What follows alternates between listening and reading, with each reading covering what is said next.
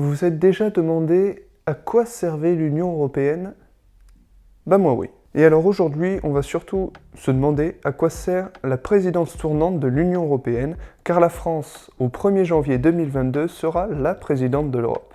Emmanuel Macron sera donc le président de l'Europe pendant 4 mois, et en même temps il y aura l'élection présidentielle, c'est-à-dire que les 2 mois restants seront pour le nouveau président de la République française. Alors chaque pays, les 27 pays de l'Union européenne, président chacun leur tour l'Union européenne, c'est-à-dire qu'ils vont présider le Conseil de l'Union européenne pour une période de 6 mois. Cette période étant un petit peu courte, eh bien, les pays ont décidé de se former en triplette. Les 3 derniers étaient l'Allemagne, le Portugal et actuellement c'est la Slovénie avant que la France ne reprenne la présidence et ne commence une nouvelle triplette. Le Parlement européen et le Conseil de l'Union européenne sont notamment chargés d'adopter et d'amender les lois proposées par la Commission européenne. Quand on amende un texte, c'est quand on modifie une partie, et quand on l'adopte, c'est quand on dit qu'il est OK et qu'on peut, résultat, l'utiliser.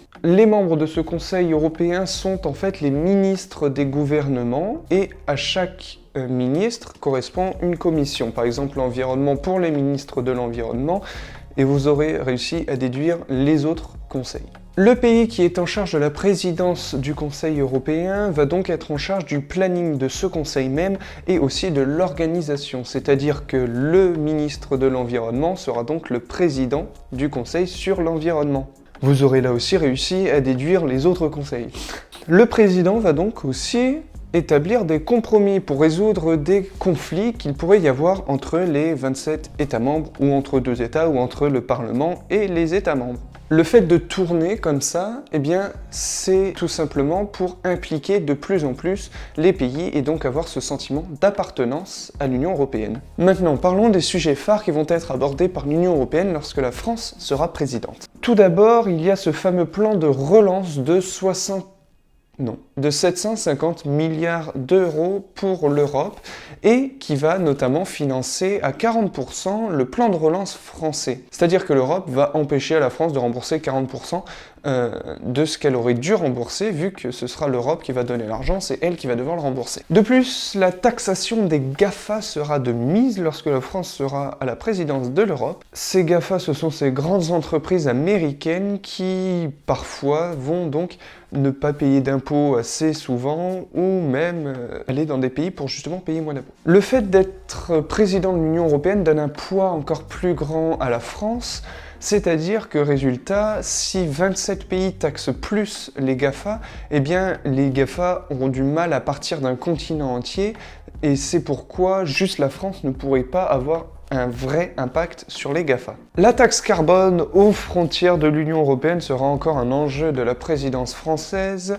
Ils veulent mettre une taxe carbone. Là encore, un pays simple ne pourrait pas le faire car ça aurait un impact direct pour les entreprises et pour la hausse des prix. Si la France met une taxe carbone à ses frontières, soit l'entreprise augmente les prix, soit l'entreprise quitte le pays. Or, la France ne pourrait pas se permettre ça.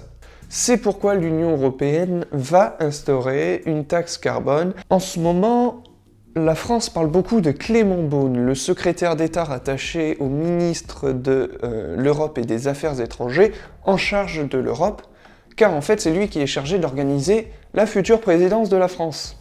C'est-à-dire que ce ministère de l'Europe avant était peu utilisé, c'est-à-dire qu'il n'avait pas assez de poids à l'Élysée parce qu'il était simplement l'Europe et pas les affaires étrangères, et il n'avait pas non plus assez de poids au niveau de son ministre rattaché, parce que le ministre avait aussi les affaires étrangères à gérer.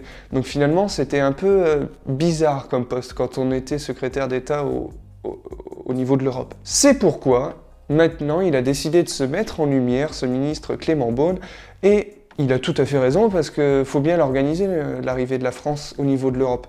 Parce qu'on n'arrive pas comme ça, on met les pieds sur la table, on préside tout et c'est fini. Non, il faut organiser le roulement pour que les travaux puissent continuer au niveau de l'Assemblée de l'Union européenne, au niveau de la Commission et tout ça.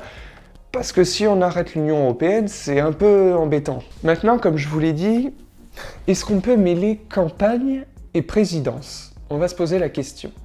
Parce qu'en fait, Emmanuel Macron va être en campagne pour la présidence de la République française pendant qu'il sera aussi le président de l'Union européenne. Alors, ce qui veut dire qu'il va y avoir un choix à faire. Soit il sera le président français, soit il sera le président de l'Europe.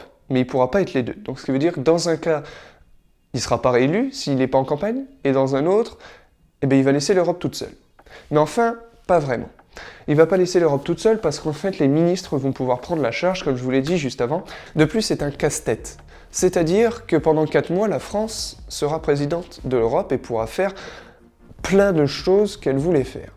Cependant, il y aura 2 mois après l'élection présidentielle où ce sera peut-être plus Emmanuel Macron le président.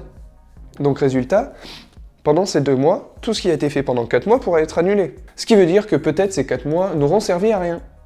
Et donc cette présidence française n'aura servi à rien. Enfin bref, si je devais donner une conclusion à cette vidéo, ce serait que la France va être présidente de l'Union européenne pendant 6 mois, mais qu'il y aura une campagne présidentielle pendant cette présidence. Et donc, que pendant 2 mois, ça pourra défaire ce qui a été fait pendant 4 mois. Cependant, c'est quand même une chance pour l'Europe, et pour la France surtout, d'être présidente de l'Europe, car Emmanuel Macron va pouvoir concrétiser ses projets européens. Vous pouvez vous abonner, laisser un pouce bleu, un commentaire, venez sur Instagram, venez sur Twitter, vous connaissez, enfin ça va s'afficher. Quant à nous, on se dit à dimanche ou pas, allez ciao.